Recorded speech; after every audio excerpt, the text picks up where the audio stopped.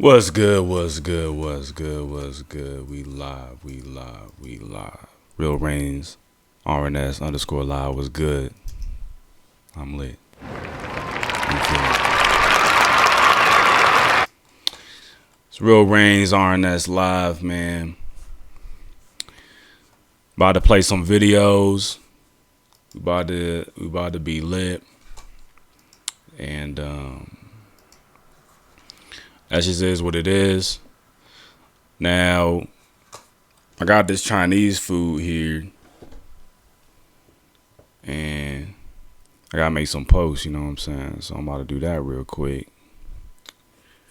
But it is what it is. Holla at me.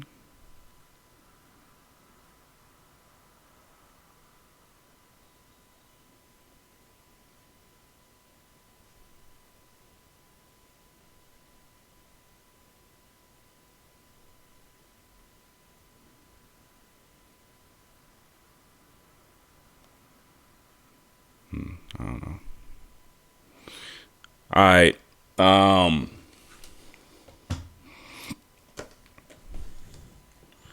About to eat this Chinese food.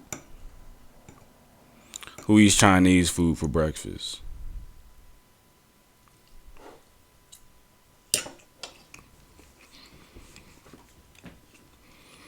Sometimes you just gotta wake up and eat lunch, yo. Sometimes it just be that simple. You know what I'm saying?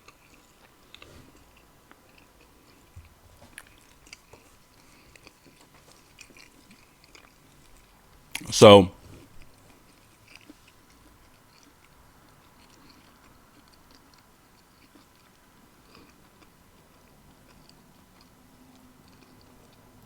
I gotta do a story post real quick.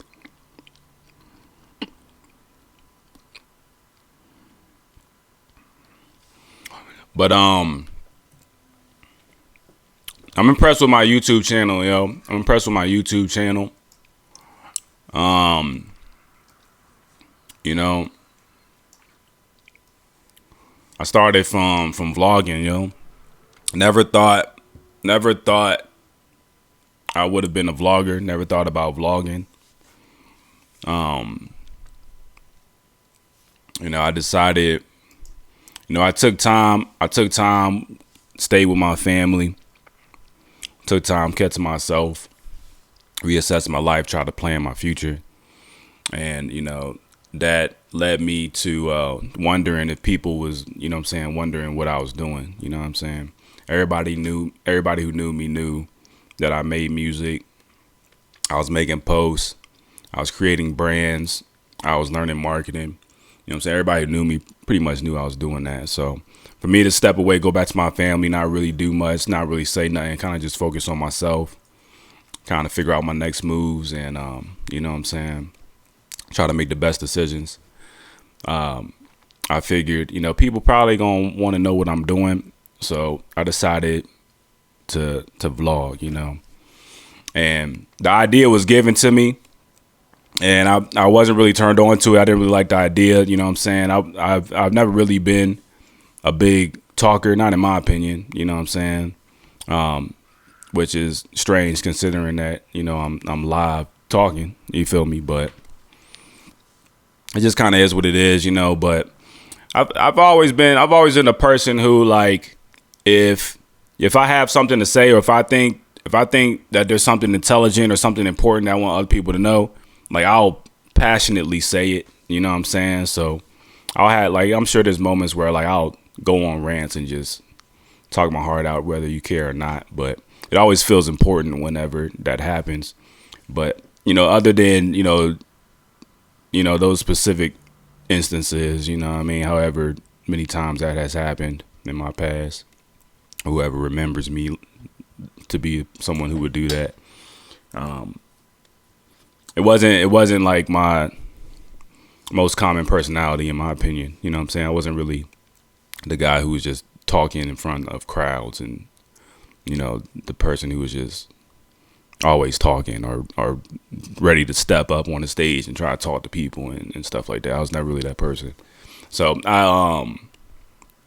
So thinking about vlogging, I felt like, you know, thinking about vlogging, I felt like I'm not gonna have nothing to say. I'm not gonna have nothing to say. You know what I'm saying? At the time I was in Virginia, like who cares about Virginia? There ain't really much happening in Virginia for real.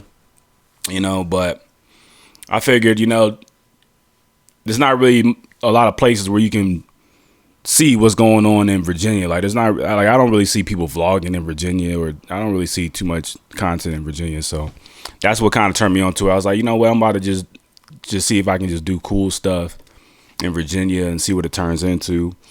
And I could have done a lot more, you know what I'm saying? I left Virginia. I'm not in Virginia no more, you know what I'm saying? But, I could have done a lot more with it. And I had, when I first had the idea, I had planned to try to, really show what there is to do in Virginia, and try to like find cool places to go to, and try to meet cool people, try to put cool people in the vlog. And, you know what I'm saying? I try to make it like that. Like, you know what I'm saying? That's what this, you know what I'm saying? This is what Reigns is doing. I'm in Virginia. I'm chilling. This is what there is to do where I'm at. Holla at me, hit my comments. You know what I'm saying? I'm going to get back to making music eventually. I'm lit. You know what I'm saying? And, so that's kind of how I started with the vlogging. That was my idea of where I saw the vlogging going when I started. Is a better way to say that. And pretty much what it kind of just turned into, I don't know, it kind of just turned into what's happening right now. You know what I'm saying? Like, man, to be honest with you, I don't really know what made me leave Virginia. Like, there's nothing like specific that made me leave Virginia outside of I was just kind of tired of being there. You know what I mean? Like I did a lot of traveling up and down the East Coast. I'm from there, born and raised. So throughout of all my years being there, I've been to Florida multiple times, all the way to New York. You know what I'm saying? All the way to Boston. You know what I'm saying? So, Philly, Maryland, New Jersey, North Carolina, Georgia. You know what I'm saying? So I feel like there wasn't really much left on the East Coast for me to experience as far as traveling. Now, there's definitely some East Coast cities I haven't been to that I would like to go to, but, I don't really think it's all that important. But, I feel like at the time where I decided to leave Virginia and come to Vegas, I feel like I wanted to experience, West Coast lifestyle. I feel like that's probably normal for a lot of people who like leave where they're from and come like to California, LA, or, say wherever else people go. So I feel like it's kind of common. So, I ended up making the same decision, but it wasn't like, to be on. I ain't really feel like I had to come out here to be on. I was kind of cool being in Virginia as far as like creating content was going. But, I did want to go somewhere that's like a city feel, and I wanted to feel like I was in a city. I wanted to feel like there was more opportunities, more, more for me to do. And, Vegas was just like a good place that I chose to come to. So, being out here in Vegas, definitely kept on vlogging. I kept vlogging. I kept, focusing on how I'm going to build my social media and my channel. And that just led to me, going live and creating segments and doing reactions. And, a lot of this stuff I ain't really, like as far as like reactions, I ain't really care to do reactions either. I kind of just stumbled into doing reactions. And then, I just stumbled into doing the segments based off of, the content that I was getting off of the reactions. So I've been pumping out a lot of segments this week. I think pretty much every day this week I dropped a new segment. So that's pretty much what you see on my channel right now. And, it's basically just whenever I watch a video and I just stop the video and I go off on a topic, I'll chop it up, add some animations, and boom, throw it on the YouTube as a segment. So I'm kind of backed up on segments. I got segments that I did like, I think probably like March, I think maybe. So, I'm still, that's what I've been just dumping segments because I've just been trying to catch up to where I can just get back to dropping everything on the same week that I created. But I don't know, man. I don't think it's bad. I'm not really too pressed on like my schedule as far as like when I drop the videos and all that. Like I don't really plan it or nothing like that. You know what I'm saying? I just kind of drop it when I have time. I try to move it out quickly so I don't got to worry about it later, really. But I don't know. It might work out. It might work out as far as me going live. You know, these lives stay on my Twitch channel for 2 weeks. 14 days, and then so you got 14 days to kind of catch up on my live before I drop it on my YouTube. And so like I got reactions pretty much. I got reactions from 2 weeks ago that I haven't posted yet. You know what I'm saying? So that's coming up. That's coming up next. I got to post some reactions from my stream 2 weeks ago, when usually, you know what I'm saying, I'm used to posting the reactions within the next couple of days after I drop it. The live, after the live gets published on the Twitch. So I don't really know how other people feel about that, as far as, if there's people that are like looking for the reactions, you know what I'm saying, after the streams, like, oh, he ain't dropped the reactions from the stream, what happened? I don't know if that's happening or not. But I'm still posting. You know what I'm saying? I'm still posting. There's still content dropping. And it's cool that it's segments that I'm dropping too, because the segments nobody's seen, because I edited them and chopped them. You know what I'm saying? Right. You know what I'm saying? Like after the stream or whatnot. So the segments are pretty much always new when they drop. As far as the reactions, if you watch the live stream or if you check it out on Twitch, then you might have seen me already talk about the video. So, you know what I'm saying? That just is what it is. But I don't know, man. All I had to say is, you know what I'm saying? I'm proud of where I'm at. And, you know what I'm saying? I plan on keep going. Now, I started my music channel, and I definitely want to get back into making music. I'm trying to catch up on the segments that I got backed up, trying to catch up on that so that I can drop them within the same week, like I explained earlier. Also the reactions I haven't done yet. I haven't edited yet. I'm trying to catch up on that. And then once that will lower my workload, because I won't be stressed trying to edit videos, edit past videos every day. I can just knock out my streams within like a couple days. Then I'll have the rest of the week to do whatever. I can go live. I can make beats. I can get back on the game. I still want to get back on the game. I got 2 games that I want to complete just because I started it. You know what I mean? Like I have no shame starting a video game and not completing it, depending on what the game is, really. But I've left so many games uncompleted that it just doesn't matter to me. Like I'm not, like, what am I missing out on by not beating the game? That's kind of just how I look at it. But this is my first time like playing games live and trying to like beat a game live. So I don't want to start a game and not complete it. Simple as that. So I'm gonna try to complete the 2 games that I started, and then make more music, try to make more posts on the music channel.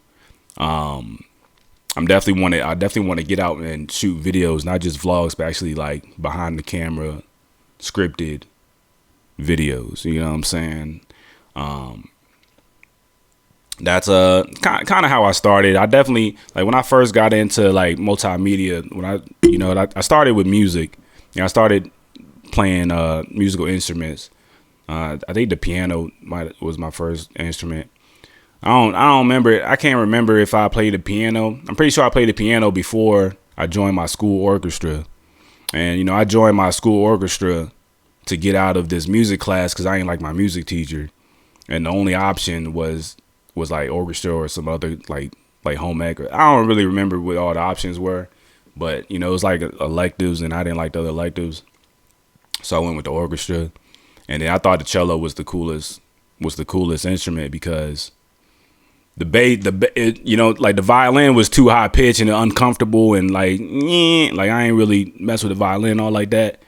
And then the bass was cool, but it's big as shit. The bass is big as hell, and you gotta stand up. So I'm like, nah, I ain't be carrying no big ass bass, and I gotta stand. So the cello was in the medium. You know what I'm saying? It was a low sound, and you get to sit down. It's a big instrument, you know what I'm saying, compared to like a violin, a viola, but, you know what I'm saying, it's not as big as a bass, you know what I'm saying? So I stuck with the cello, And then, I always thought the guitar was cool. So I thought like, okay, if I learn how to play the cello, then that's going to help me learn to play the guitar. But I ain't get into the guitar until I became an adult. You know what I'm saying? I had to teach myself the guitar. So, so I got the guitar right there. So, you know what I mean? I gotta re-teach myself it for real, because I learned the strings. I learned how to play like a few instruments. I learned how to play like a few like chords and riffs or whatever. And then I just dropped it for like, it's been like a year, 2, 3 years. I don't know how long it's been. It's been a long time. So I had to like relearn it. I got to remember the strings again, and you know what I'm saying? But I'm not really out here trying to like impress people on the instruments. It would be cool if I got like really nice on the guitar, but I don't really see it going nowhere. Like I don't really see myself going on stage being Jimi Hendrix or nothing like that. So I'm not really all that pressed trying to be all that nice at the guitar for real. But I just like knowing that I learned how to play it. I always wanted to know how to play it, and I like knowing that I learned how to. So that's cool. So I'm gonna just stick with that. Man, the cello, man. I had one of the girls who was on the stream. I forget, last week, the week before, I don't remember. They one of the girls had asked me to pull the cello out, and I was going to. I had started to, but then we got into like live streaming and I got into making a beat, so I ended up just making a beat. But yeah, I don't know, man. I ain't really put out that cello for a minute for real, and I got to change the A string on that shit. The A string whack as hell. I changed it because I think the first one broke, and I got a new one, and I got the cheapest joint. I was like, I ain't paying a lot of money on this shit. I'm just gonna get the cheapest one so it's not missing. And that shit sounds terrible. I can't even play a note on it. Like bad A strings, you can't usually play open strings because it sounds like nobody wants to hear it. Like it's just like, yeah, like it just sounds really bad in your ears. You know what I'm saying? Like somebody whining, like somebody's crying. And then, usually if you buy like a medium A string, you just don't play it open. Like you just play like a finger A. You know what I'm saying? And then every other note you just play fingers, and because the fingers will like warming up the tone. You know what I'm saying? But on the A string I got, you can't even put fingers on it. Like it just sounds like somebody screeching regardless if you putting fingers on it, play open string. Like, so I can't even play the A string at all without it just sounding terrible. You know what I mean? But a really good A string, like an expensive good A string, will sound warm, open. Like you can play just the string by itself. You know what I'm saying? Whether you pluck it or bow it. You know what I'm saying? But you can play by itself and it sounds warm, like pleasing to the ears, and Beethoven, Mozart. You know what I'm saying?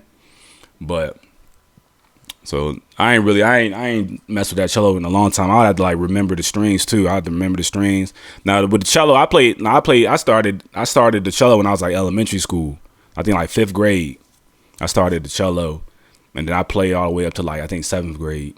No, wait, no, high school is what, 9th grade? 9th grade. Yeah, so I played from like 5th grade to 9th grade. And yeah, I dumped the cello after 9th grade. I dumped it. I was like, man, I'm tired of carrying this shit. This shit ain't really all that cool. I went to a different high school. The orchestra wasn't really as good as my other orchestra. Like my middle school orchestra, we was winning competitions, and like we had cool people in our orchestra. Like all the cool people was in the orchestra. You know what I'm saying? Just like simple like that. You know what I'm saying? But when I went to a different high school, I had a different orchestra. Like people in the orchestra was cool. Like it wasn't whack. Like I know like people like it. Like I feel like the orchestra, like string instruments, or maybe like instruments in general, like certain instruments kind of have like a nerdy association. Like you just think like nerds. You know what I'm saying? Like, oh, orchestra, you're a nerd. Or oh, you play the trumpet or trombone, you're a nerd. You know what I'm saying? Like that. But I thought it was cool because in my middle school, we was actually like, it was like actually cool people in the orchestra. You know what I'm saying? Like I always thought like everybody was pretty much cool in the orchestra that I remember. So I ain't never really, you know what I'm saying, cared about that. But every now and again, you're going to have somebody who's going to have a joke. Somebody going to throw a joke out there. You might have to throw hands with someone just to let them know that you're not soft. You know what I'm saying? Like I grew up having to do that shit. So it is what it is, I'm an adult. I don't really feel ashamed of it. I don't think it makes me any different. But if niggas got jokes or whatever it is what it is. That's just how I grew up. That's just what happened. You know what I'm saying? It's just simple as that. It's just what happened.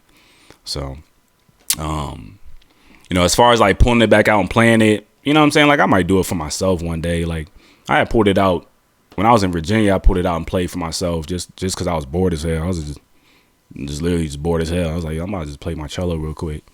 I think that's how I broke my A string. I don't really remember how I broke it. I think I was tuning it. And I tightened it too much and it snapped. So yeah, so I had to replace that shit. But I don't know, but that's just that, yo. I'm not gonna stay on that. Oh yeah, so all that to say, you know, I started from music. You know, I think, man, I really want to remember when I started playing the piano. Like third grade. If I started piano lessons in third grade, I think I started the piano before the cello, yo. So I think my mom put me in piano lessons. I started playing the piano, and then I joined the orchestra in fifth grade because it was the only other option to getting out of the music class. It was just regular music class. Like the teacher would play the piano, sing songs, and we would just, cause I was a class clown in that class, yo. We used to make fun of the teacher. I was bad in that class for real. But what made me not like the teacher was because I wasn't the only one who was bad. Like I was bad with like 2-3 other kids for real, and they were like white kids at that. And I had another friend that was in my class too. He was black. He used to clown too, but like I used to like, they used to get away with stuff. Like they used to get away with like 2-3 jokes before they got sent to the principal's office, whatever. So we used to try to like manage it. You know what I'm saying? We was like fifth grade kids trying to manage the joke. Like I think we had the same teachers in like third grade. So it was like third, fourth. Yeah, I think it was like third, fourth grade because I got out of that class fifth grade. So like third, fourth grade, we used to like tell jokes and we would like get away with a few of them, and then we try to be good for the rest of the class so we don't go to the principal's office. Cause we usually just have too much fun in that class straight up. And then what ended up happening was I couldn't get away with a joke, yo. Like my white friends and like my other like black friends, they would get away with like a joke or two. But as soon as I say one joke, I gotta go to the principal's office. You know what I'm saying? And then I remember like fights happening in that class. There was a lot that happened in that class I kind of just forgot about. But now that I think about it, I wasn't the only one getting in trouble. So it is what it is. And we were kind of bad too, so we probably deserved it. You know what I'm saying? Like from the teacher's perspective, we was probably just badass kids. But it got ridiculous, yo. Like I got in too much trouble, and it started to feel like I was getting like picked out of. You know what I'm saying? Like I was getting like what's the word? Like unfairly chosen or whatever. You know what I'm saying? Like I was basically getting picked out and treated unfairly. Like that's just kind of how it felt from how I remember it. But yeah, for that reason, I joined the orchestra. Didn't really plan on sticking with it. Didn't really even care about the orchestra for real. But I ended up doing good in the orchestra because I think I knew how to read notes because I played the piano, and so the orchestra teachers kept trying to get me to stay in. That's pretty much all it was. Like every year they would be like, yeah, we really want you to stay in.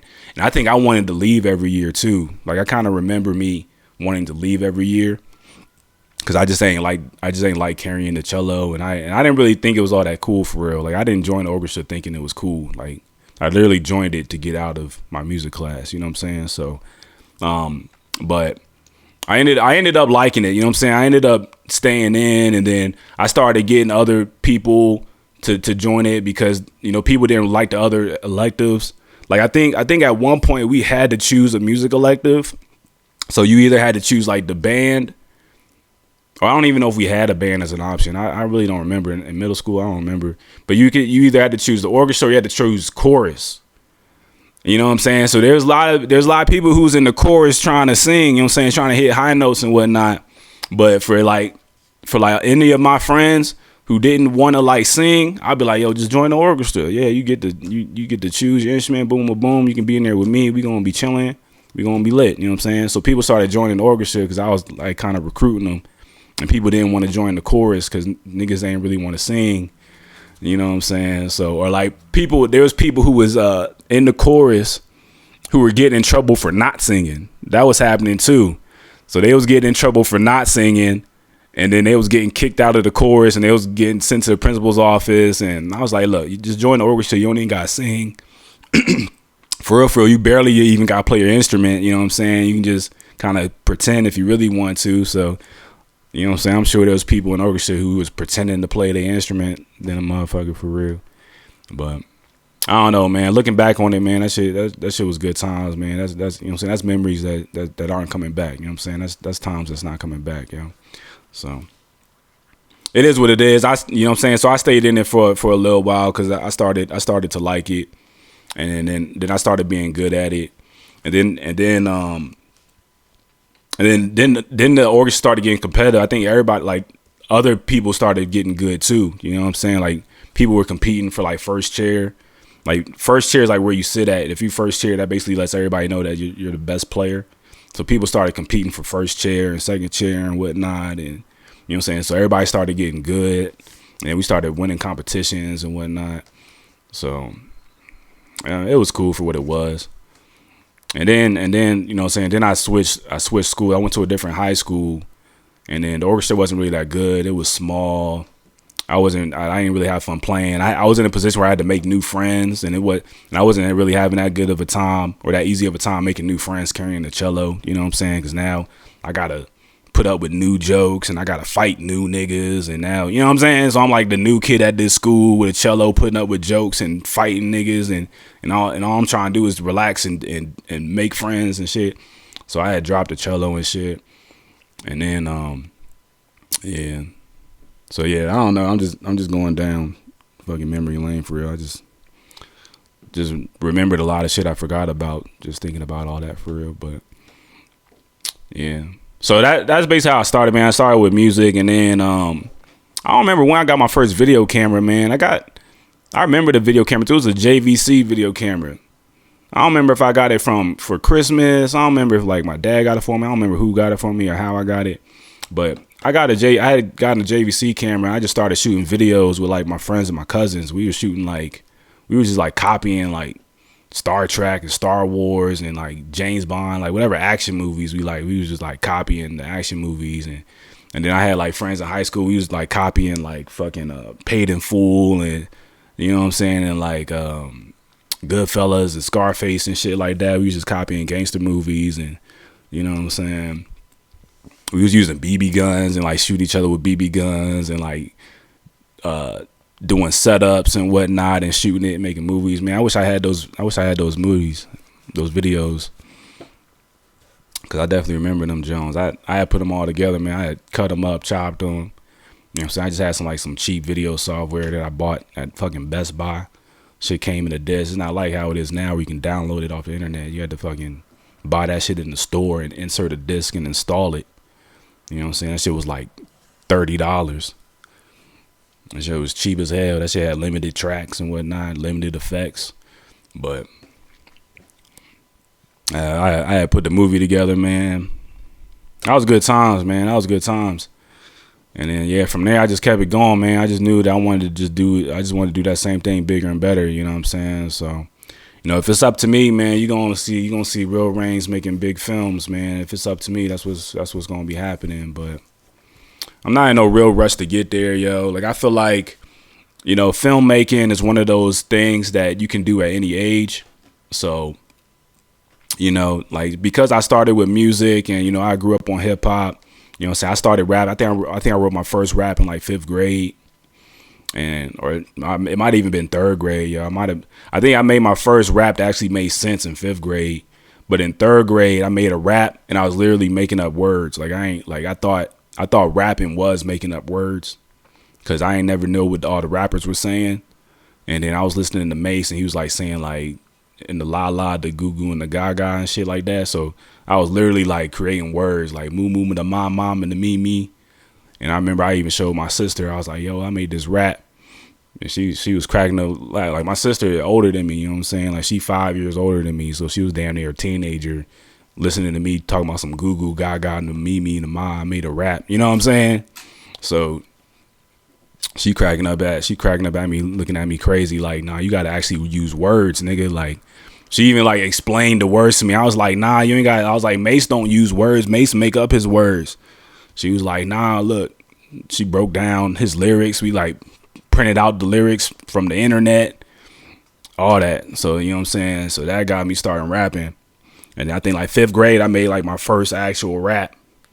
And I like rapped it in front of my entire elementary school and whatnot. I was scared as hell. I was fucking sweating and shaking and all types of shit. You know what I'm saying? If people remember me keeping my composure, cool. I'm gonna stick with that story. But I remember I was fucking torn the fuck apart, yo. I couldn't. You know what I'm saying? I wasn't really used to being in front of crowds. You know what I'm saying? I wasn't really always comfortable being in front of crowds. You know what I'm saying? Especially not a kid, elementary school. You know what I'm saying? So yeah. So I think it's cool, man. I think it's cool. I think it's fun. You know what I'm saying? I've been doing it ever since, you know what I'm saying, ever since then. Just because, you know what I'm saying, I enjoy it. And so I'm enjoying myself, man. I'm enjoying myself, you know what I'm saying, creating this content, going live, talking shit, man, watching these videos, you know what I'm saying, really picking apart what people are doing. You know what I'm saying? I enjoy making my own content. I have a lot of my own content, just as far as like, you know what I'm saying, for myself, not like not public, not on the internet, nothing like that. Just for myself, I have like tons. Like it's ridiculous. It's so ridiculous. I'm kind of like there's gonna be a point where I'm gonna have to go back and re-listen to a lot of the shit I made in the past. You know what I'm saying, whether it's beats or lyrics or songs. You know what I'm saying. Like I want to go back and kind of get an assessment of how I feel about it now, and I'm kind of dreading it because it's so much. It's just a lot. And but I'm really looking forward to making new content. There's not too much that I've made in the past that I'm really excited about putting out. You know what I'm saying? I think it's kind of dated. A lot of stuff's kind of dated. There's some things that aren't dated. There's some things I got that I think are cool, that I think people will still like now.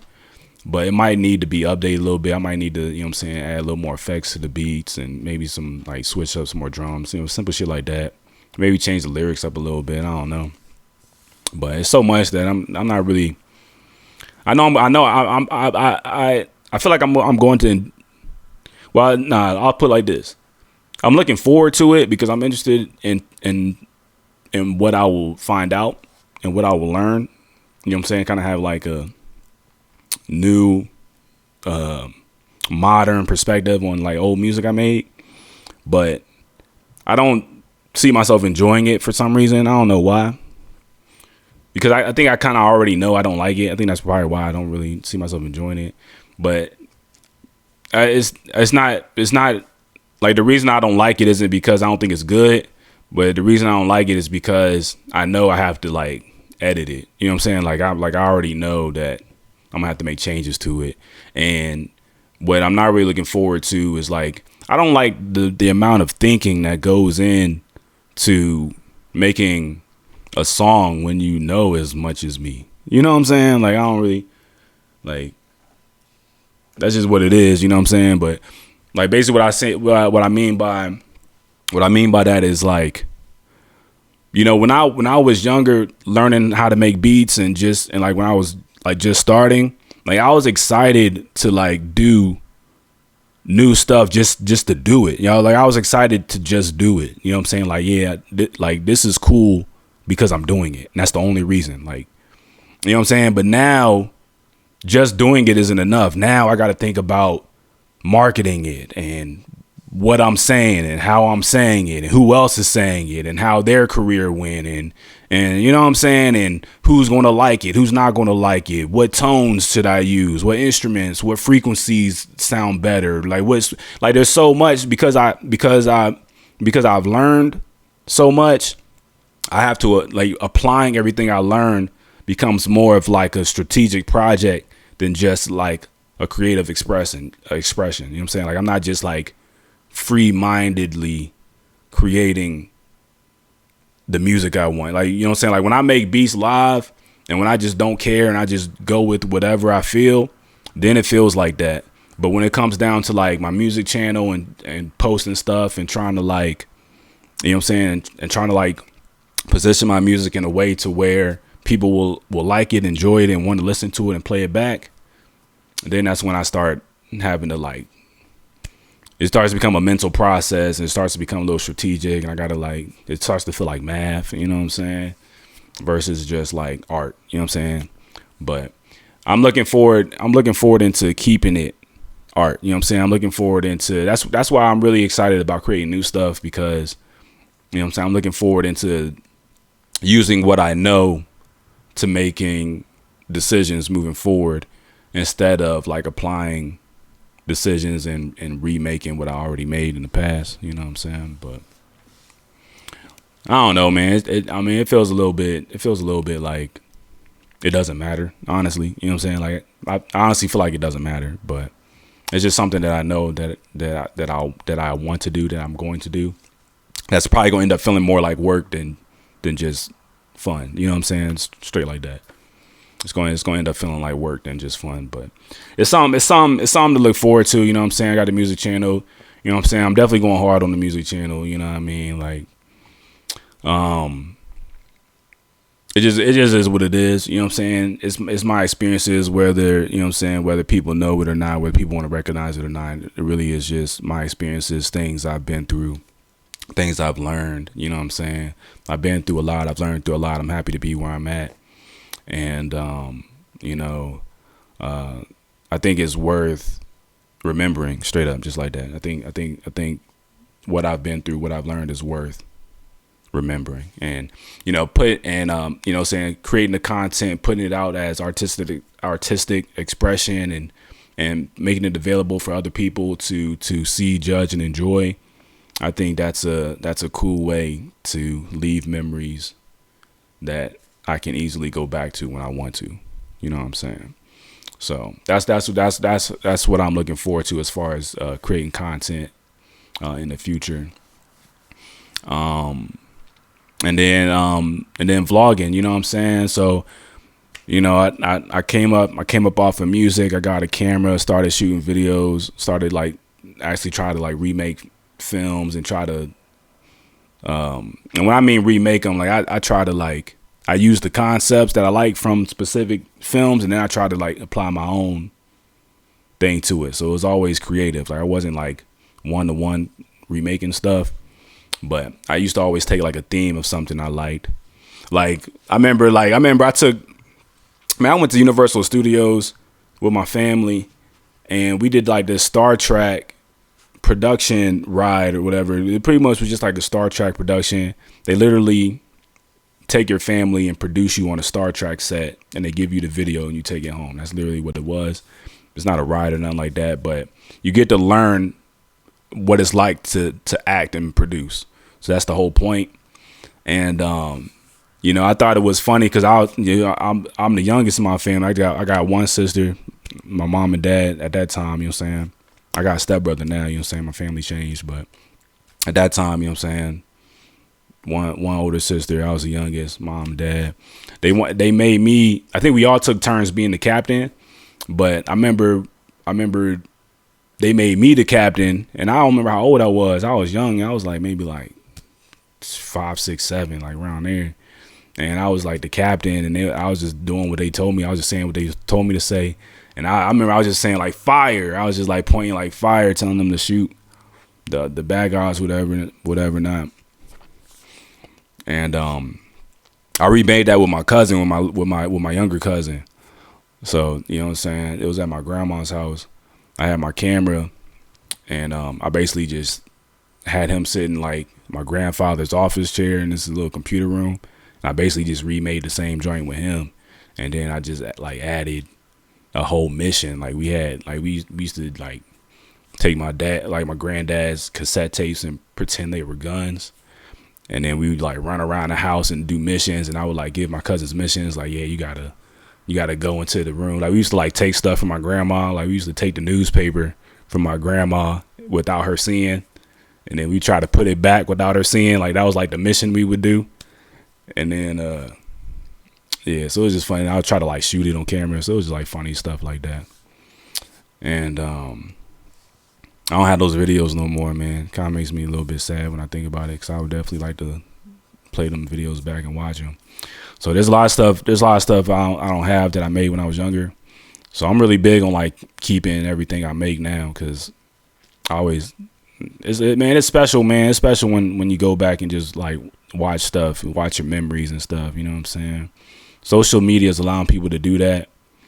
You know, before social media, you had to actually like get a camera and shoot and save the VHS tapes. But now with social media, anybody can use their phone, create memories, and just go back and watch them. You know what I'm saying? So I'm sure a lot of people understand how it feels to kind of go back and look back on the things you remember and enjoy it. So that's cool, man.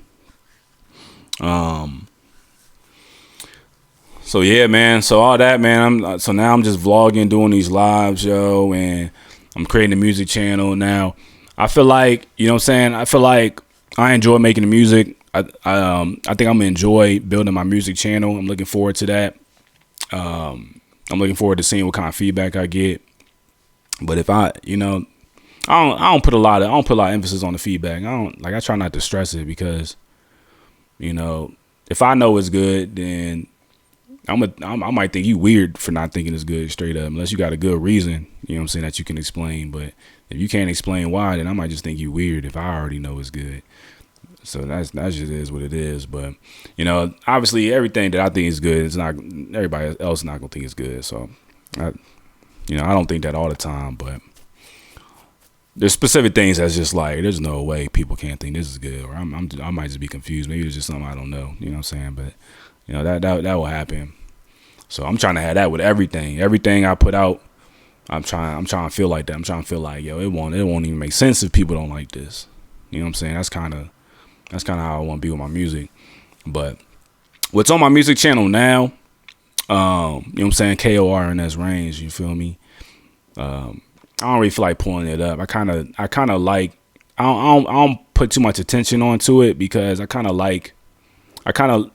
I want to experience people stumbling across in it and seeing how they stick with it. You know what I'm saying? I want to see how many people stumble across it and stick with it without me like shoving it in everybody's face. You know what I'm saying? So, my personal YouTube channel, the Real Reigns content, I think it's interesting. I think anybody can kind of relate to it. It's basically for everybody who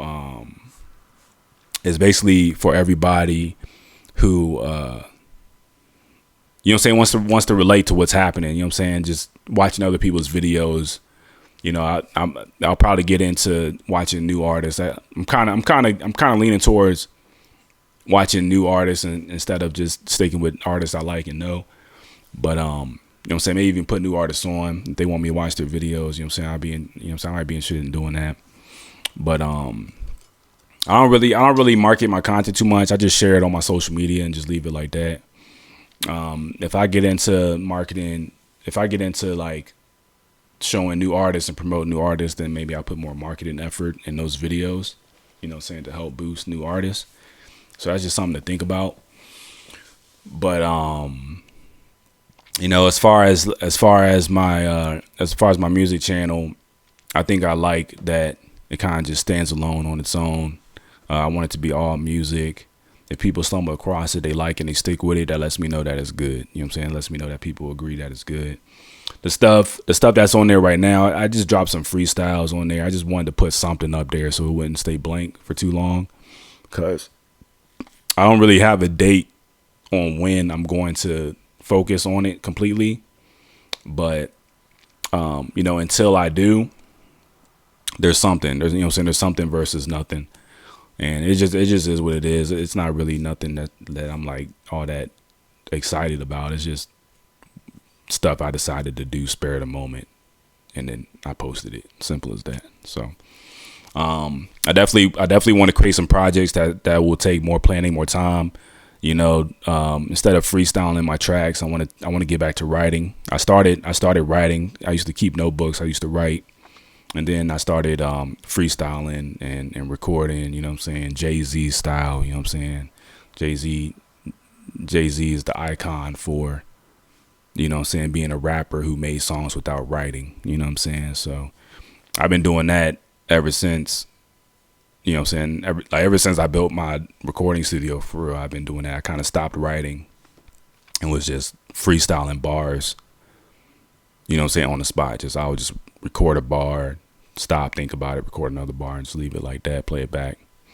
And I like doing that. But I'm interested in seeing how my music or how my lyrics will change if I get back to writing on paper. So I'm interested to see how that's going to affect my music sound and my lyric choices and whatnot. So I'm looking forward to writing. And also producing videos. I want to produce videos. So just putting a little more pre-production, a little more planning into like the music, and really try to make something that just hits, man. You know what I'm saying? Just straight hits all the way through. You know what I'm saying? So that just is what it is. What else?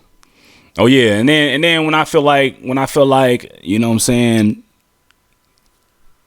like for real, making music, I like making music for fun. You know what I'm saying? I like to enjoy the music making process. I don't really want it to feel like work. So that's the reason why, you know, I had made the comment about not really looking forward to going back on my old stuff, because I know when I go back on my old stuff, it's gonna feel like work, because I'm gonna be like judging it and applying what I learned versus what I knew at that time, and I'm gonna be strategically changing things. It's gonna feel like work. I'm gonna be trying to figure out how I should place it. Should I sell it to somebody else? Should I leave it for myself? What should I talk about on it? It's gonna feel like work. You know what I'm saying? But ultimately, I enjoy it. I enjoy it being fun. I enjoy it feeling like expression. I enjoy doing it for fun and to kind of just have something to do. Because in my opinion, making a beat feels exactly like playing a video game, except I'm making music straight up. I'm making, you know what I'm saying? Like making music and playing a video game are two different things, but it feels the exact same to me, because when you play a video game, you're using a controller, you're putting in commands, you're trying to beat levels, you know what I'm saying? So it kind of feels the same way. I'm using my mouse, I'm using controls, I'm putting in commands, and then boom, I got a beat. You know what I'm saying? So like I literally feel like I can just make music all day if I wanted to, and you know, because there's no right or wrong when it comes down to it. So I kind of like that, and I kind of want to stay there. But as far as you know, making videos, you know what I'm saying, I want to make movies, man. I really enjoy the work of making movies, you know, and you know, I just think it's fun work. I think it's fun work. Like if there's you know, when like you go to your job and you know you got to wake up, you got to go to work, you don't really feel like it, you got to do stuff that you don't really feel like doing. If there is one thing that I got to wake up and not feel like doing, I feel like making a movie would probably just be the one thing that you know what I'm saying, like oh, I got to get up and do this, but you know what I'm saying, and then because I enjoy it so much that by the time I get started, it's just like, oh, this doesn't feel like work no more. Versus music, on the other hand, like if I wake up, I'm just like, oh, I gotta wake up and make music, boom, boom, boom. Then I might get to a point where like music no longer feels like playing a video game, like it no longer feels like leisurely enjoying myself. It just feels like work all the time. So now I just ruined making music. Whereas, you know, making videos, making a movie, there's so many steps into it that it rarely ever feels leisure. It kind of just feels like work that I like. You know what I'm saying? It literally just feels like work that I like. You know, because when you're making music, you pretty much can, like, if you're sticking to one instrument, like there's no step-by-step processes really. You just kind of just play the music and then choose if you want to keep it or not, and then just keep adding on music notes. You know what I'm saying? Versus making a movie, you gotta write, read scripts if you're working with other writers, pre-plan it, create storyboards, drafts. You gotta use different camera equipment depending on what type of shots you want. You have to work with crews of people, you know what I'm saying, in many situations, because you know you can't, like, even if you don't work with a production crew, you still need actors, you know what I'm saying? So you're rarely ever just working by yourself unless you're just doing landscape videos, or, you know what I'm saying, you're just shooting candid shots of people walking, you know what I'm saying? Like, so, you know, when it comes to scripted filmmaking, you're almost always working with somebody else, you know what I'm saying? Versus music, you can work by yourself with music for as long as you want and just send a file off, you know what I mean? And, oh, well, there's that, you know what I'm saying? But if you're working on a film or a movie from step one to the end, to the final draft, you're going to be working with other people. There's going to be different processes: pre-production, production, post-production. You got editing, you know what I'm saying? You got, you know, actors you're working with. You got different camera crews if you decide to build a camera crew, audio. You got, you know what I'm saying, investors if you're trying to, you know what I'm saying, raise money to either pay for resources or pay people. Like, it's really like a big thing, you know what I'm saying? So for someone who's doing that and it feels like leisure to them, then that's cool, you know what I'm saying? It's definitely not impossible. I would imagine there's somebody out there who's making films and just every step of the way just feels like leisure activity. That's cool. But, you know what I'm saying, it rarely ever feels leisure to me, because there's always a responsibility and a next step, and, you know what I'm saying, you got to take notes, you know what I'm saying, you got to take it serious for the most part. You know, now as far as like vlogging feels leisure because it's just do what I want, point the camera, say something, keep it moving. If I'm doing like impromptu videos, like skits or whatnot, you know what I'm saying, skits became popular on IG, which I think is cool, because I was doing skits before social media, so I think it's cool to watch that become popular. You know, something like that can be leisure, you know, like if you're just hanging with your friends, same friends you hang with any other day, y'all chilling, drinking, talking shit, smoking, whatever y'all doing. Somebody decides to pull out the camera and y'all just create a skit on the fly, you know what I'm saying? That could feel like leisure, you know what I'm saying? So, you know, you can definitely make videos leisurely, but when it comes down to like trying to take your time and trying to really put together like a really good film, to me it feels like just good work, you know what I'm saying? Like if you're a professional and you're putting together good films, you know what I'm saying, box office hits, and it feels like leisure the whole way through, then congratulations, that's wonderful. And I'm sure that there might be a certain experience level to where it can feel like that, you know what I'm saying? Like you can leisurely read the scripts like you're leisurely reading a book. You can leisurely communicate with your crew like you're leisurely talking to friends.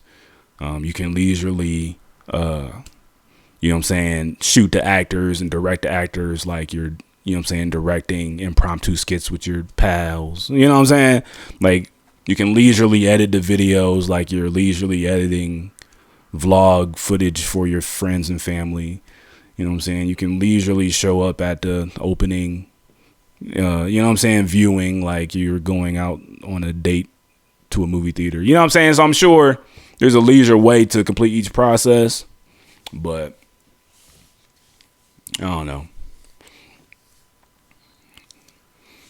If it, you know what I'm saying, like I said multiple times, if there was work that feels like work that I would enjoy, it'll probably just be that. So that's what I'm going for, man. That's what I'm going for. But you know, it's all to enjoy what I do. That's really it is. You know what I'm saying? I'm just trying to enjoy what I do straight up, man. Because it's too easy to like do stuff because you have to, and you don't enjoy it. You know what I'm saying? It's too easy to like just accept a job because you have to pay your bills and you have to work, you have to feed yourself, and you don't really enjoy the job, but it pays well, and it might be the best job you can get, or you might not have the skills to get the job that you want. You know what I'm saying? It might require school or training that you can't get, and you know what I'm saying? So, you know, to be in a position to like trying to create work and do work that you actually want to do, I think that's cool, man. I think that's cool. So yeah, that just is what it is, man.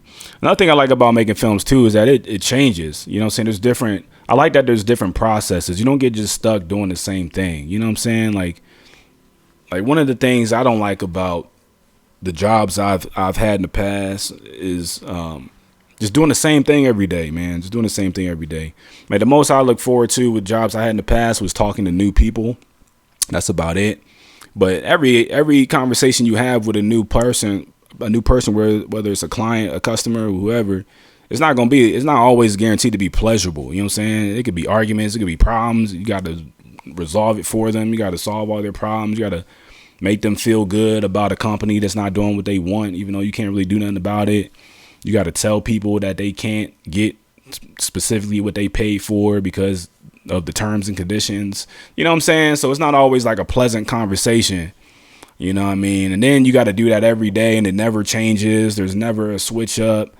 It's just like, man. So to think that there's something that you can do to where you don't get locked into doing the same thing. You know what I'm saying? Like once pre-production, you know what I'm saying? Once you're finished reading the scripts and you sign off on the scripts, now you get to move on to actually moving around and working with people, and you know what I'm saying, working with equipment, learning new equipment. Like you're not in the office or in your living room reading no more. Like you're like those days, weeks, months have passed. Now you can move on to the next step. And then once you get all your resources and your crew and get everybody organized, scheduling, now you get to actually travel and go to different locations and you know what I'm saying, see people. So if you're the type of person who likes to stay interested and likes to move around and you don't want to sit in one spot and you know what I'm saying, you want to work with different people, I think it's just interesting. You know what I'm saying? Now there's different ways to make money doing it. You know what I'm saying? Like it's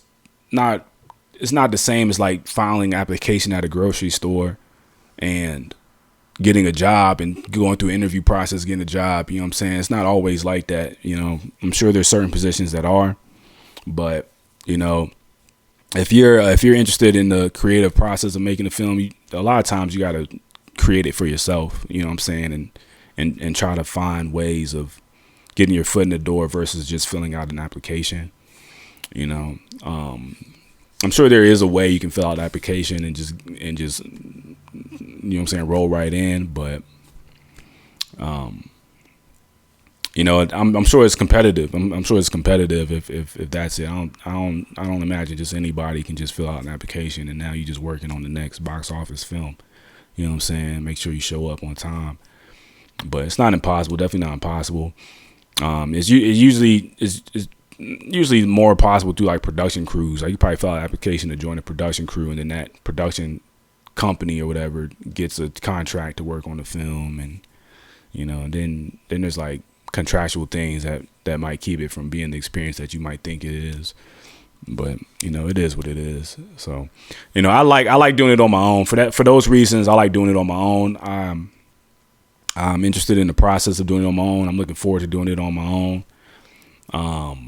And I welcome people who also want to enjoy doing it, who are serious about doing it, who aren't bringing any problems straight up. You know what I'm saying? And also experienced people. I definitely want to work with experienced people. You know, like at this point now, you know, I'm a little more interested in working with experienced people versus people who want the experience. You know what I'm saying? I don't really have as much time as I had before as far as like walking people through new things. You know what I'm saying? Like, you know, before I enjoyed working with people who were willing to learn, because pretty much to me it just felt like I had somebody who I could learn with. You know what I'm saying? Even though I might know more than them because I've been doing it longer, I still knew that there was so much for me to learn that now all I gotta do is catch this person up on what I know, so that I have somebody who can help learn what you know what I'm saying? So I can have somebody who can help learn what I need to know next. You know what I'm saying? But now I'm not too really interested in that. I'm not really like, it just takes too much time. I'd rather just work with people who already know, who accept me for me being myself, or who I am. You know what I'm saying? You know, it's too easy to work a professional job and feel like you have to hide who you are out of fear of losing your job or losing your respect. You know what I'm saying? So, you know, I got my name. Like, I don't talk about my content when, you know what I'm saying, at my jobs. You know what I'm saying? I try to keep it completely separate. You know what I mean? Almost to the point of denying it. You know what I'm saying? Like, if you bring it up at the wrong time, I might straight up just deny it. Like, no, that ain't me. You know what I'm saying? Like, that's just a clear, like, why are you even talking about that? I don't want to talk about that. You know what I'm saying? You know what I mean? I don't want that. I don't want none of this to get in the way of my work.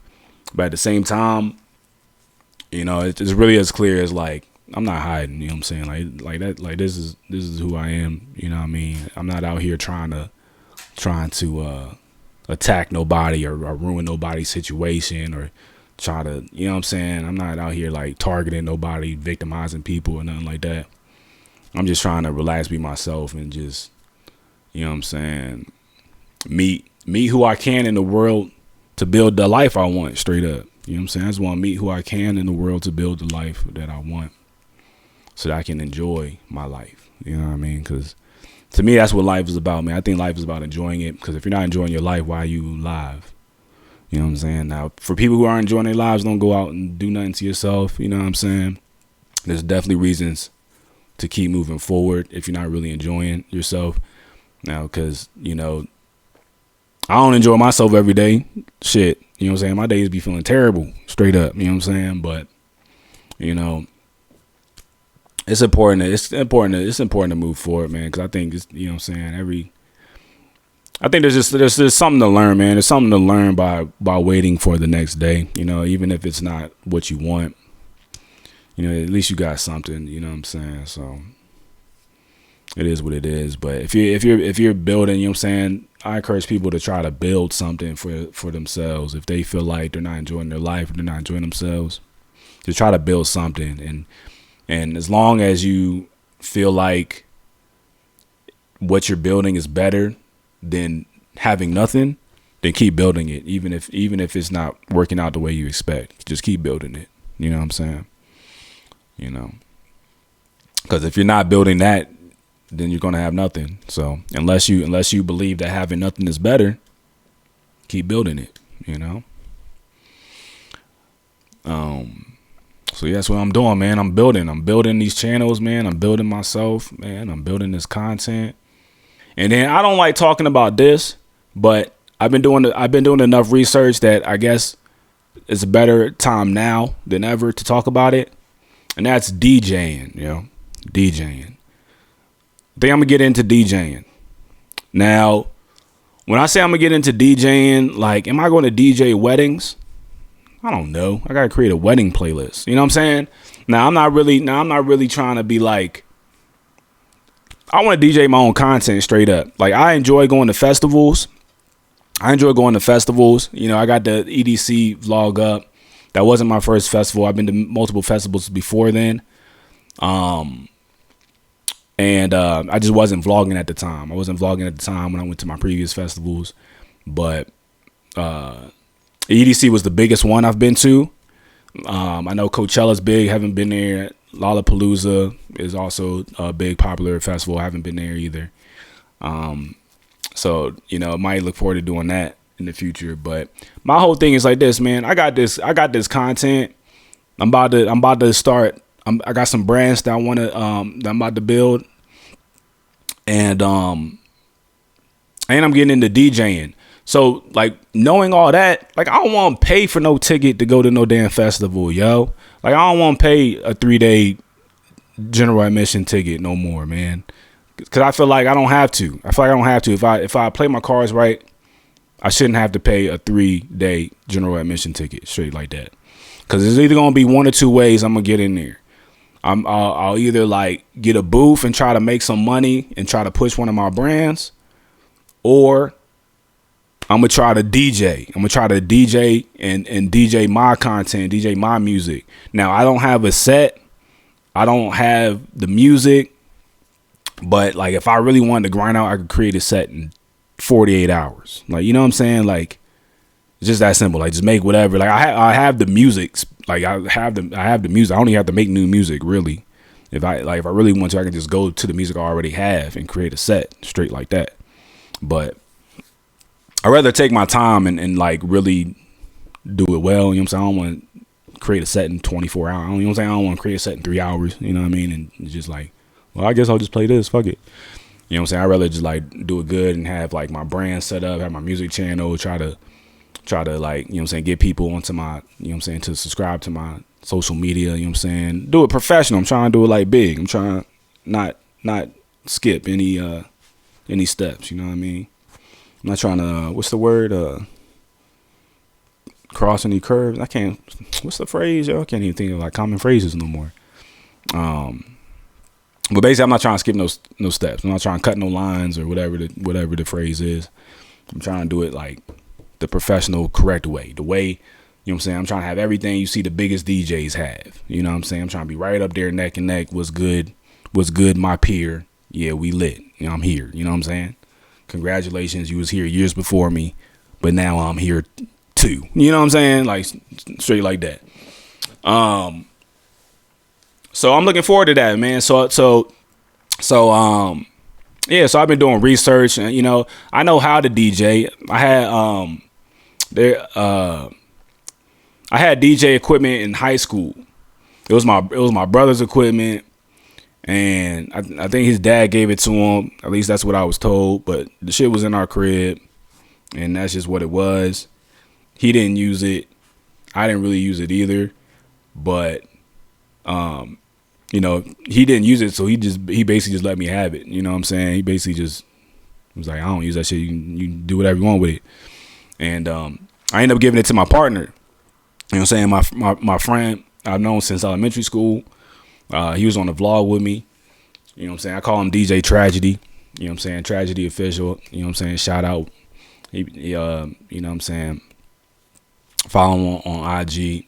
You know what I'm saying? He showed love to my streams multiple times. It was in the vlogs, you know what I'm saying? So basically, you know, I you know what I'm saying, I was producing music, making beats. I was focusing on making beats and mixing. I was trying to learn how to make beats and mixing. That was pretty much it. I was making beats, mixing, and rapping. That's it. And then you know, he basically saw what I was doing and got inspired to get involved, you know what I'm saying? It was really just something to do. And I was like, look, man, if you inspired to get involved with music or not, you should learn how to use this DJ. This shit easy as hell. You know what I'm saying? And he learned it like really quickly, and you know what I'm saying, was getting DJ gigs, upgraded his equipment. We hustled. I helped him upgrade his equipment, all that. You know what I'm saying? And you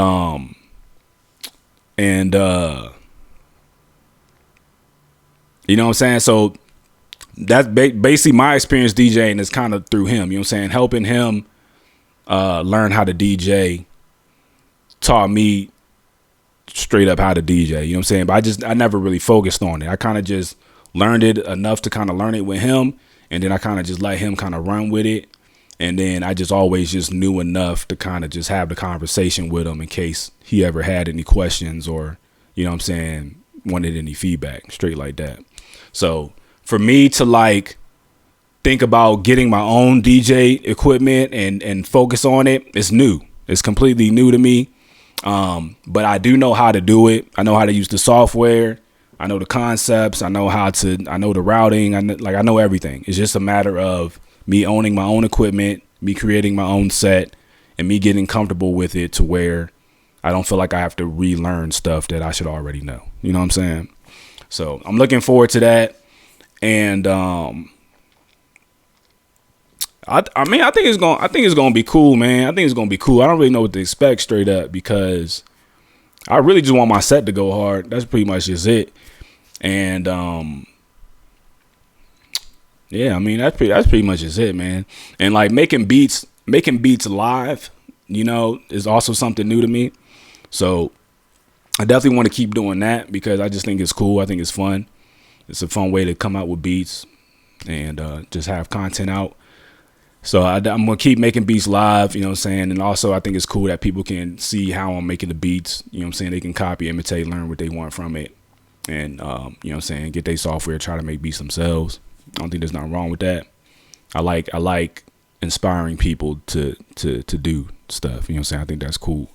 So, you know, shout out to anybody who's doing that. It's there for you to do that. Don't feel shame. You know what I'm saying? Learn what you can, and then boom, boom, boom. I'm not really all that hyped about doing tutorials.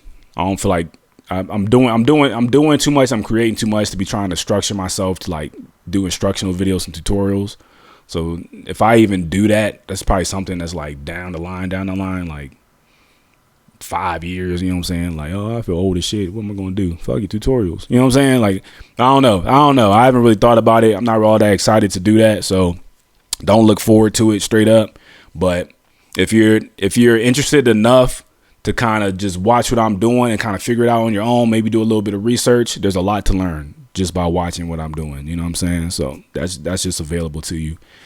And then there's also a lot of tutorials that's already out there. There are good tutorials. There's people who are making really informative, good tutorials. It doesn't make a lot of sense for me to spend time trying to match their content or compete with their content when it's already out there and anybody can watch it and learn just about anything. You know what I'm saying? So I'm not all that excited about doing tutorials specifically. But, you know, the next best thing is straight stream through live of me making a beat. You can watch everything I'm doing. I'm hiding very little. You know what I'm saying? So it's there. And, you know, and I think it's fun because making beats live puts me in a completely different mindset, you know, because when I make beats live, I want people to I forgot to do my damn IG story, yo. I'll do it during the break. I ain't tripping. When I make beats live, I'm trying to make it in a way to where I keep viewers interested. You know what I'm saying? So the decisions I'm making is to keep whoever's watching to continue watching. You know what I'm saying? And, you know, if I was making beats by myself, then obviously I don't have to worry about people watching or people being interested or nothing like that. So I don't know. I don't really know like what I would specifically be doing different, but it's definitely a different mind. You know what I'm saying? It's definitely like it's very different from wanting to keep people interested. Like I don't have to worry about that. So I can, you know, try things I haven't tried before. I can spend more time on things that I won't necessarily spend time on going live. You know what I mean? I can leave things unmixed longer. You know, that's probably like the main thing I'll probably do. Like if I make beats by myself, I probably won't spend as much time on mixing because I'll be too excited creating ideas. You know what I'm saying? I'll just be like stacking ideas on top of each other and then mixing later. But I kind of like mixing as I make the beats because like when I decide to mix as I make a beat, it's really one to stay interested in the beat because I'm just changing the sound. You know what I mean? Because I've heard these sounds for so long that simply just changing them keeps me interested versus being tired of the sound I've heard over and over. And then also too, it creates room for adding stuff. You know what I'm saying? So I know I used to make beats. I used to like stack stuff and then just mix it enough to stack something else. But I wouldn't like do like a full like sound good mix. You know what I'm saying? Because when I make beats live, as I add on to the beat, I want people to be like, okay, I know what that sound. Okay, that sounds good. All right, yeah, I fuck with that. That's cool. You know what I'm saying?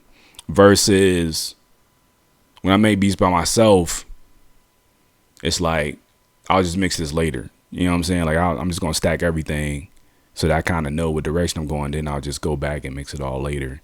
If somebody was listening to me do that, it might just sound like a whole bunch of sounds stacked on top of each other, and then nobody really knows what's going on. But you know, I kind of question it because, you know, I have an ear for like if things are like mixed or whatnot, but I don't think the average person cares. You know what I'm saying? Like I have a question about that. Like I don't know if the average person cares whether it's mixed or not. Now I know that like the average person can tell if something sounds professional or not. You know what I'm saying? Like a lot of people, they can tell if it sounds amateur versus professional. Like if I play like a professionally mixed, you know what I'm saying, Beyonce song, because Beyonce just has great mixes, versus like an amateur R&B artist or rap artist, it's just one's going to sound like, oh, that's professional in a high end studio, and someone else is going to sound like, oh, that was in somebody's bedroom or basement, and they put no effects on it. You know what I'm saying? So I mean, it's easy to tell that, but I don't know. I don't want to get too specific on like the mixing techniques. and whatnot. But I think pretty much what I'm saying, like what I'm talking about right now is I'll mix a song, right? And I'll mix it to where I feel like everybody's going to agree that it sounds professional. And then I'll forget about it and I'll play it back later, unmixed. And my first impression is I like how it sounds unmixed. I think that's kind of like the confusion I have. The confusion I have is, why is it that sometimes I'll like a raw sound when I first hear it, but then I agree that it sounds better when it's mixed. So it's a little confusing to me, because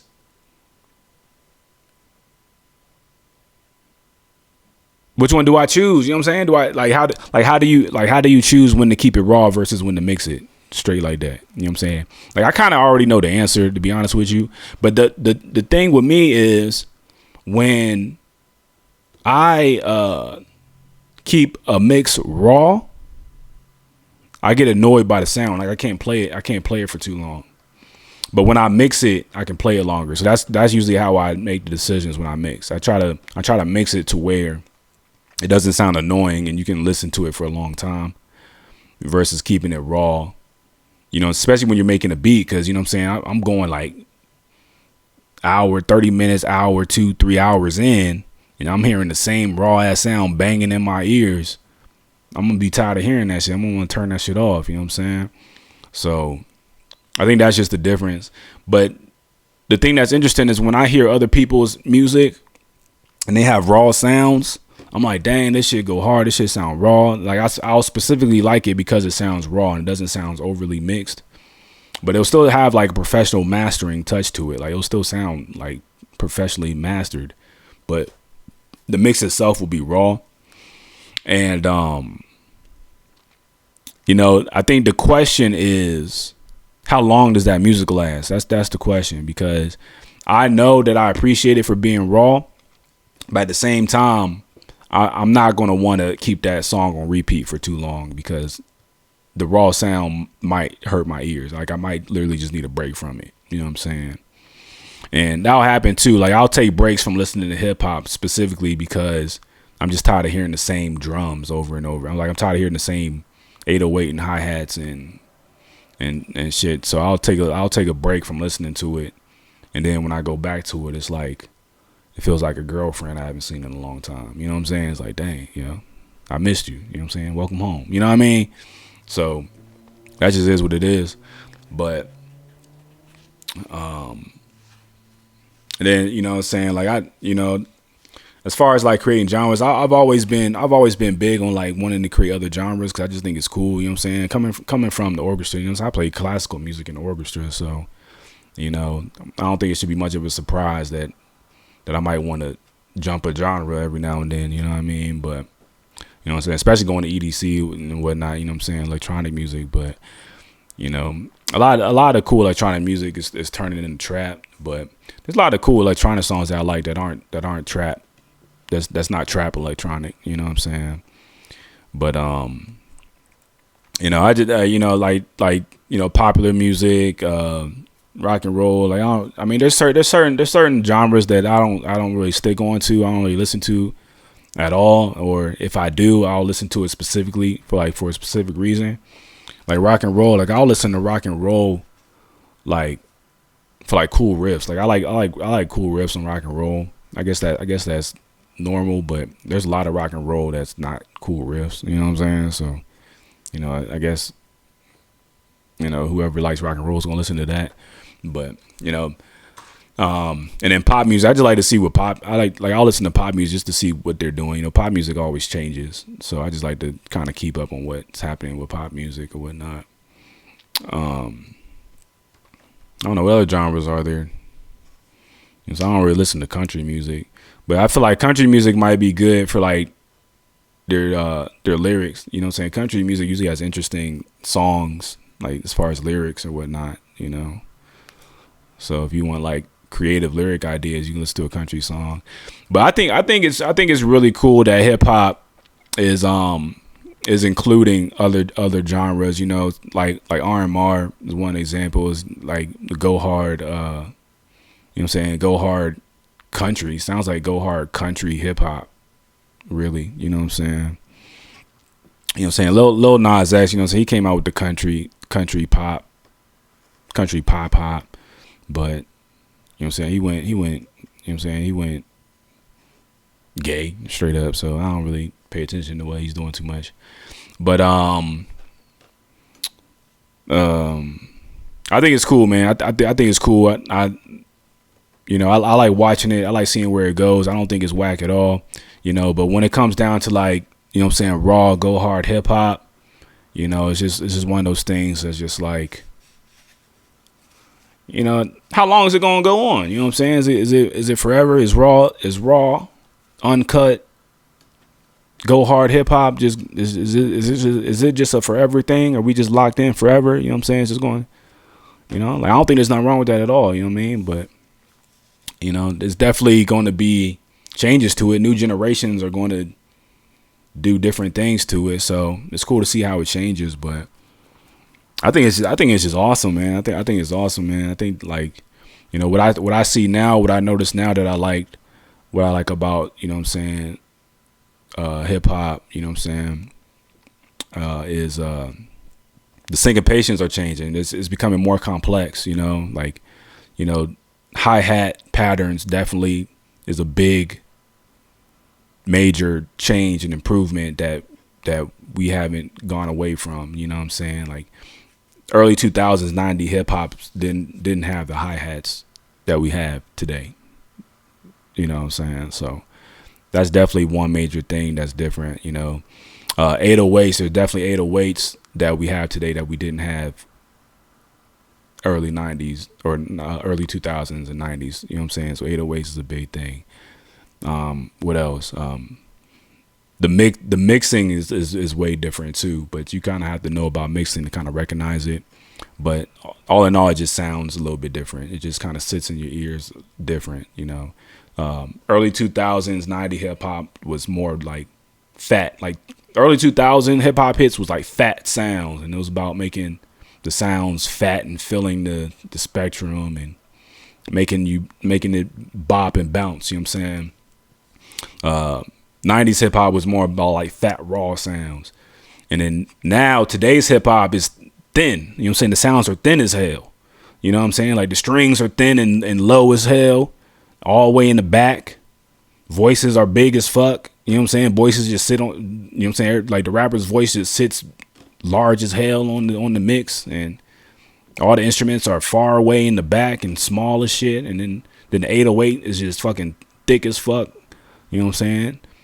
So it just is what it is. And then there's some 808 hip hops where the 808s are just light as hell. Like, the 808s, like, it's still hit. Like, you play it and it's just like, damn, this don't hit because it's like compressed, but it's still like light. Like, it doesn't fill up the whole sub. You know what I'm saying? Like, and it's like low too, but it still moves the mix.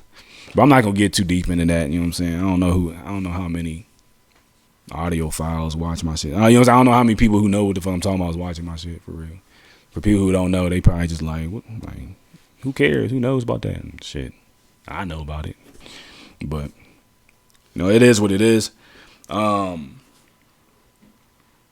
you know, just watching those changes, I mean, you know what I'm saying? Like it's cool to me to wonder, like, how many more changes are we going to see in the next, like, 10, 20, 30 years? You know what I'm saying?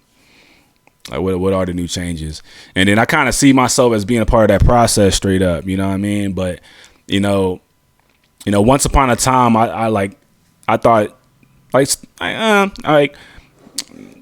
keep it like this. Once upon a time, I thought of myself being cool, focusing on always trying to make a new sound. Like, I'm going to create 2050 hip hop today, 2022. You know what I'm saying? You're going to hear this in 2050 and it's going to be the hit. You know what I'm saying? Only problem with that is everybody don't agree because they don't know. They like, what? This nigga alien, where this nigga come from? You know what I'm saying? This nigga not from here. You know what I'm saying? You know, and then, you know, I don't want nobody telling me I suck straight up. You know what I'm saying? Because that shit, I just don't believe it. You just don't know what I'm doing. You know what I'm saying? And I don't feel like explaining it. You know what I'm saying? But I mean, straight up, like when you just mangle stuff and you create new sounds to the point where nobody recognizes it. Nobody knows what it's for. Nobody knows what to do with it. No one can think of an artist that will sound good on it. And the whole time, to me, that's success. You know what I'm saying? Like, yeah, I did it. Nobody knows what this is. Congratulations, I did it. And now I look to myself to figure out how I can make people agree that it's good. You know what I'm saying? Like, now, you know what I'm saying? Okay, you might not think of an artist who can do this, but I know what artists can make everybody believe that this is the next sound. So now, you know what I'm saying? Is it possible I can get it to that artist? Is it possible that this could become a real thing? Maybe so, maybe not. I don't know. You know what I mean? But that's what was interesting to me. You know what I'm saying? Creating new sounds. You know, now I'm building my music channel, so I'm dialing it back. I'm trying to create shit that people like. You know what I'm saying? So now I'm just focused on making sure people know what it is and making sure people like it versus creating some shit that people like, what the fuck is that? You know what I mean? But I think it's cool, man. I think, you know what I'm saying, creating new sounds that nobody knows what it is. I think that's one of the things that makes music production worth knowing. You know what I'm saying? It makes one of the things that's worth learning. You know what I mean? Because other than that, why else are you going to learn how to make beats? I mean, make money, yeah. You know what I'm saying? I guess people learn how to make beats so they can sell beats, make money. You know, people might learn how to make beats so that they can, you know what I'm saying, do something cool. They might be bored at home. They're tired of like not doing nothing that feels valuable. Maybe they learn how to make beats so that their friends can value something that they do, so they can just show people and everybody's like, oh yeah, you're nice at making beats, cool. You know what I'm saying? You know what I'm saying? It's better that your friends recognize you for being nice at making beats than not recognizing you at all or thinking that you're not good at anything. You know what I'm saying? So that's a reason to learn how to make beats. But for me, I like making beats. You know what I'm saying? Coming from a musical background, you know what I'm saying, being a musician, I like making beats to try to make new sounds. You know what I'm saying? You know, because now, you know what I'm saying, now we're at a place where, you know what I'm saying, once upon a time, the only sounds, you know what I'm saying, back in like classical Mozart, Beethoven, the only sounds was the instruments. You know what I'm saying? The only sounds is fucking strings on wood. That's it. Drums. They ain't have samplers and effects processors like we have now. So we're creating sounds and making music with sounds that didn't even exist back then. You know what I'm saying? So to feel like I can be part of the process of creating a sound that never existed, I don't think that shit is whack. You know? I don't think it's whack. I think it's pretty cool. So, but I don't really want to waste people's time doing it. I don't know. Like, I'll play with effects. Like, that's why my beat videos be so long, because I'll like play with effects. But because if you want me to sit here and make a beat in 5 minutes, I can. You know what I'm saying? Now, I probably will just so that people know I can, so I don't have to say it. It's just there. Look at it. You know what I'm saying? But you know what I mean? I like taking my time and really like playing with the sounds, creating new sounds and creating new effects. You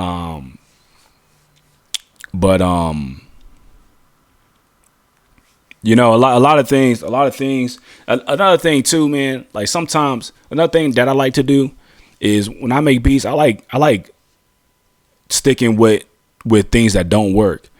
So when I make beats live, I probably won't do that no more. I think I told myself like previously that I shouldn't do that.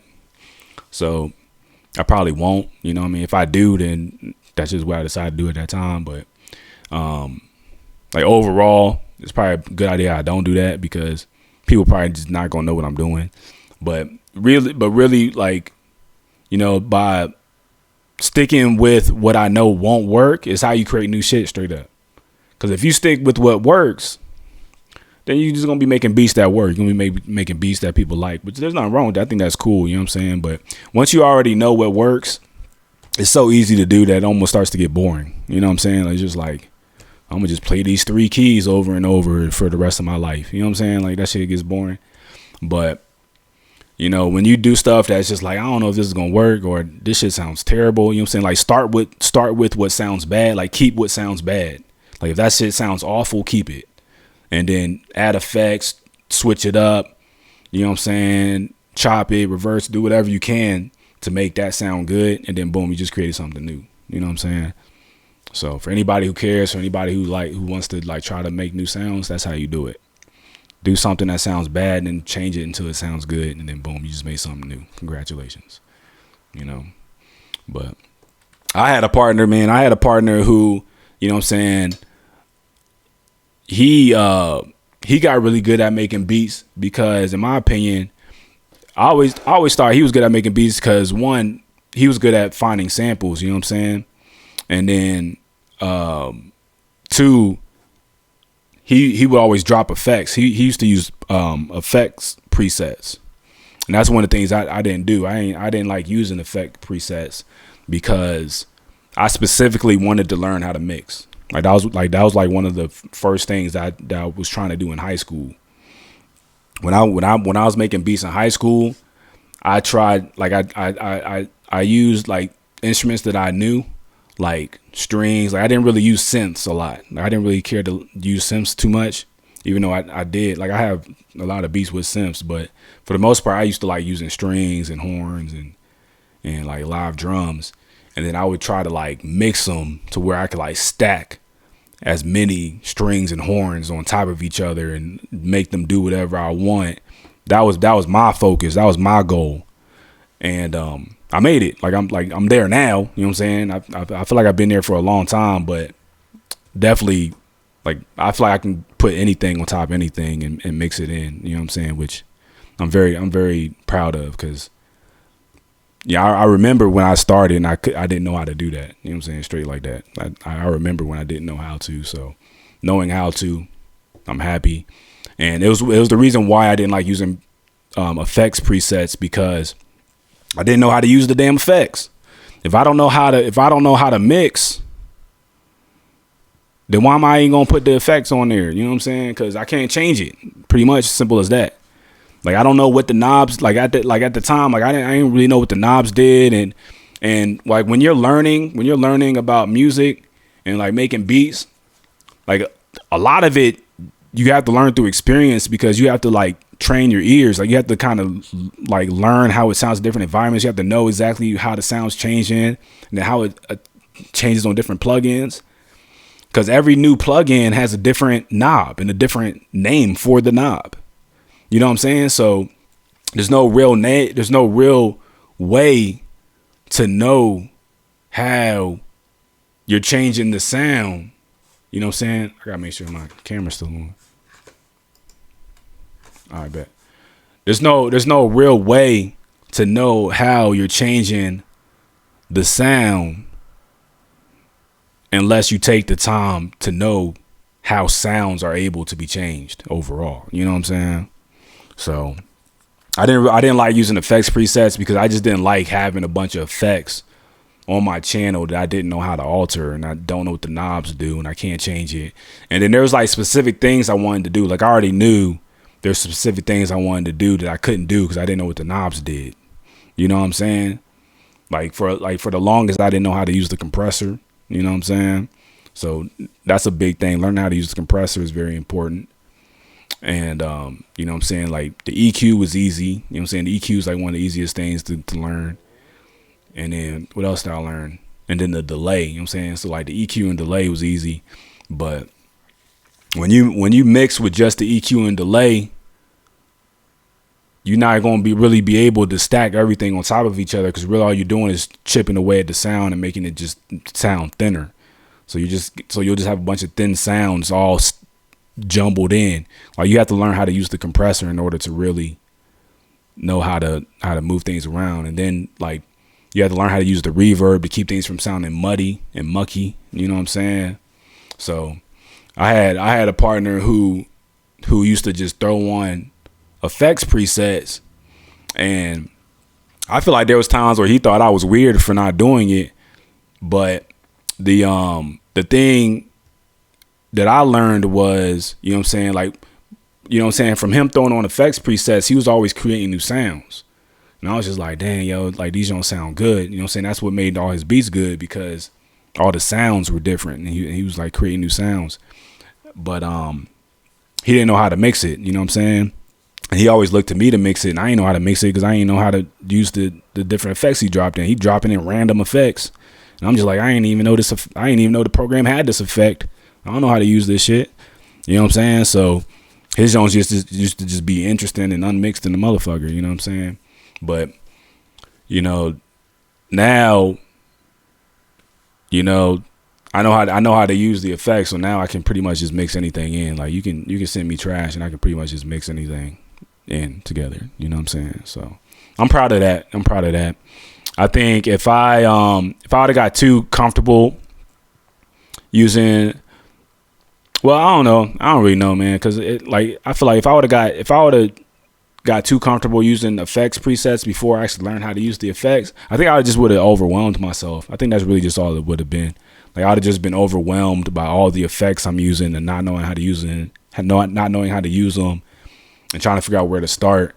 So what I used to do is I used to just stick with what I knew, and like I'm not gonna use another effect until I learn how to use this one thing. You know what I'm saying?